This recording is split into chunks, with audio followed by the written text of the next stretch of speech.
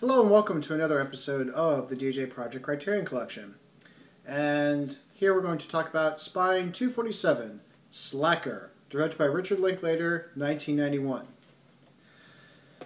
The film itself is, all it really is, it's a day in the life of Austin, Texas, circa 1989, when it was actually shot.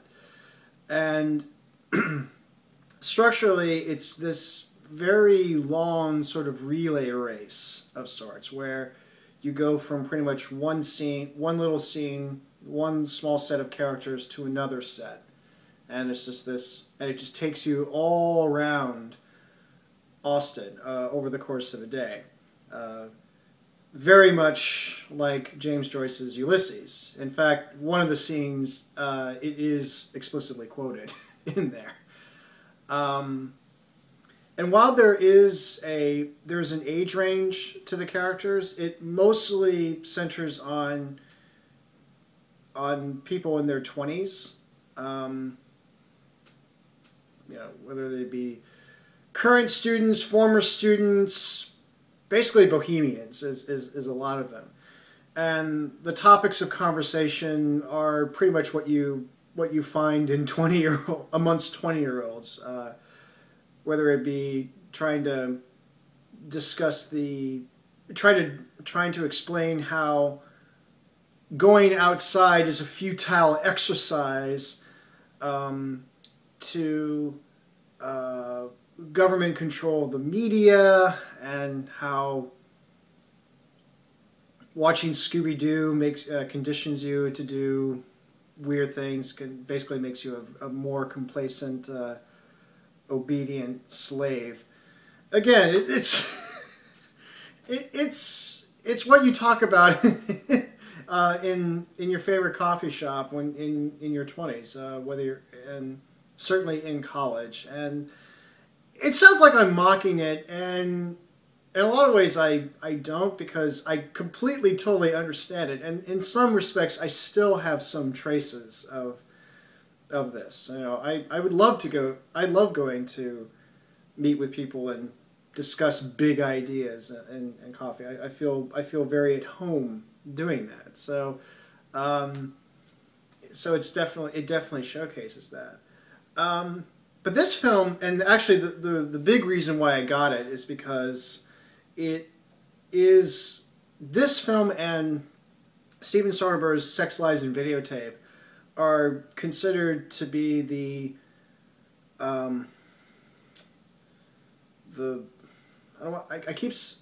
it's not signposts. It's just they're the initiators of the independent film movement scene of the 1990s. So basically, all the indie films that came out in the 90s owe something to this film.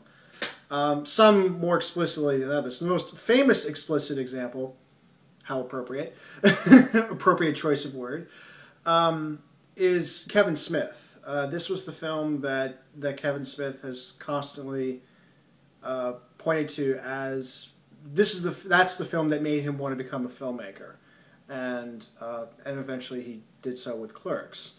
And it's very easy when you see this. It's very easy to see why. The film itself had a budget of $23,000. It was shot on 16 millimeter. It was all pretty much self done and then bought after the fact, and had a bit of a distribution. But actually, it got more of its following as a. It became more of a cult film, but But that's not to say that it didn't have a wider impact. It was just the appeal was selective. So, but it's it's I don't know what I was going to. Something else I've noticed about with the film is that. This film, actually, this wasn't the first feature that Linklater. In fact, this edition also includes his first feature, which was actually shot on Super 8.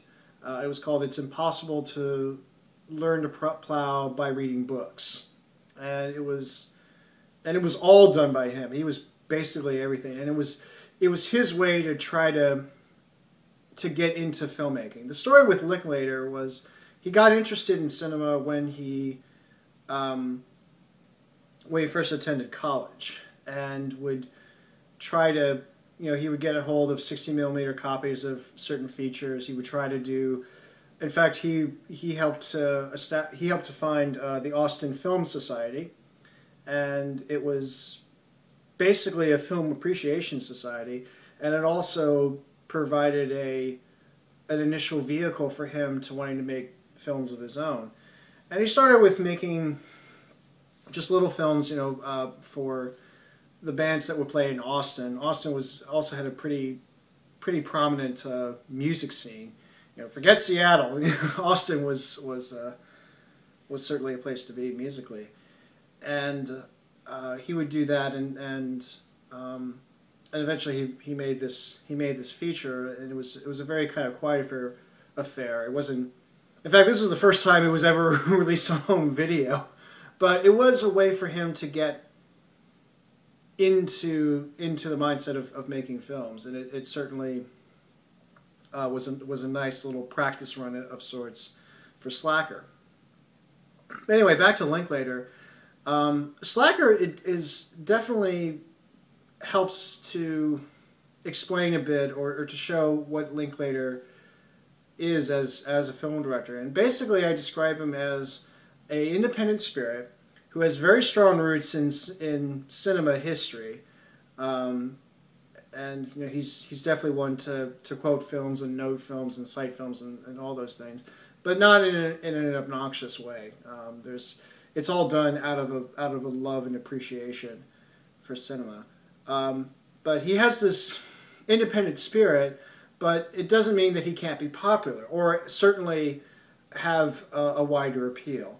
Some films do it better than others. Dazed and Confused definitely has a wider appeal, and also remember he directed School of Rock. That also has a widespread appeal. But he also did Waking Life, and Before Sunrise and Before Sunset, and a few other ones. So I would say that he definitely embodies the. I think of him as the continuation of that spirit in cinema that you got from the 1960s, certainly in Europe, and then in America in the 1970s. So I like to think that aspect hasn't died. It continues on, and there are filmmakers that are very grateful for this. And I would probably say that I'm one of them that is grateful to Linklater. I owe a lot to a lot of other film directors myself, and believe me, there's a lot that I've learned from so many films, but he also stands out. But yeah, it's there's really not much you can say about Slacker. I would say that if you again, it's one of those films that you see to get a sense of certainly of a particular movement. In this case, the American independence scene from the 90s. That's a good one to see. But just keep in mind that it is very plotless. It's more about these little moments, and I think that's what makes it very appealing, because you just have this one little moment, and then you go on to the next one. And actually, you can have like your favorite characters. There's some scenes that I like more than others. And I'm sure it would be different for anyone else. You can accuse it for having some bit of redundancy, because it's in a particular city, and it's amongst a particular set of people, and you can only hear about not having enough money so many times.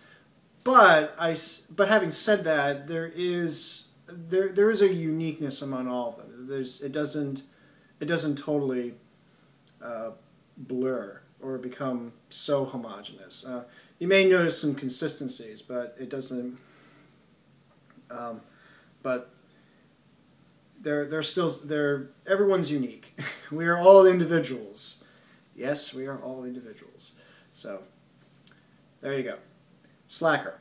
And until next time, take care.